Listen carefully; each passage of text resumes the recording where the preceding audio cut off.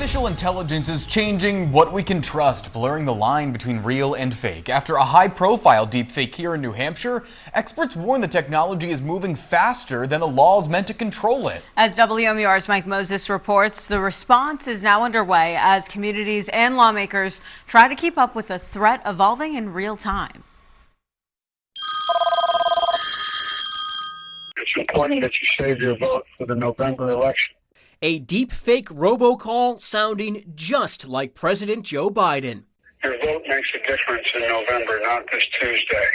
Hitting phones of registered voters here in the Granite State just hours before the 2024 presidential primary is still one of the most widely discussed deepfake incidents. This sounded so authentic to people.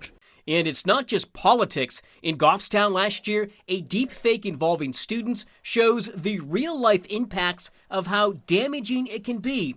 In response, new policies are being implemented, including a new state law. Yeah, it's a year old, and in broad strokes, it's a criminal defamation statute that makes the use of AI, particularly to create a deepfake, illegal and subject to criminal prosecution if it is used for the purpose of causing reputational harm. So far, only one person has been charged under the new law, a Guilford man who allegedly created a deepfake video by altering what a Laconia police officer said in body camera video. He has pleaded not guilty. The way it can help a victim is you can, for the first time, have local police authorities at your disposal if you have been the victim of identity fraud through an AI deepfake, which didn't exist before.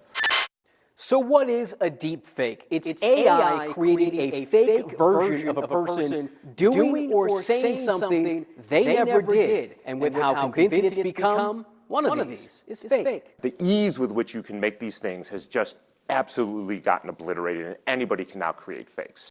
Hani Farid, a digital forensics researcher at the University of California, Berkeley, is an internationally known leading expert on deepfakes. This technology is being weaponized, and we have got to start to get a handle on it as an electorate. Otherwise, our very democracy is at stake.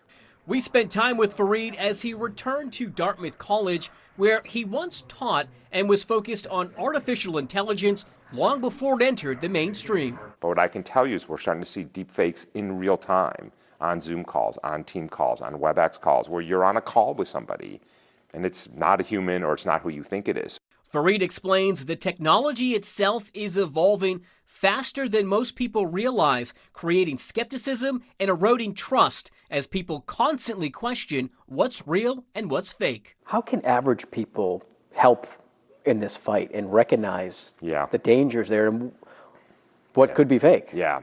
So first of all, the average person today cannot look at a piece of content and know whether it's real or not. It's over. The six fingers is over. The whatever things that you thought were present in AI-generated content, it's over. Inside Dartmouth's Baker Library, Farid shows us the Epic of American Civilization mural by Jose Clemente Orozco, a place that even today remains one of his favorite spots on campus. It tells the story of human progress, power, and consequence. Standing beneath it again, the irony is hard to miss, a century-old warning that now echoes in Farid's words. There's no putting this genie back in the bottle. This is our new reality. And we're going to have to start thinking about how to put some guardrails on this technology before it ends up taking us somewhere we don't want to. Farid recommends people stick to trusted sources, verify where possible, and even go analog and use a password with family and friends. Let's do better, and let's figure out how to harness the power of this technology without having it burn the place to the ground along the way. Until stronger safeguards are in place, that next call could fool you. Don't assume what you hear or see is real. Mike Moses, WMUR News 9.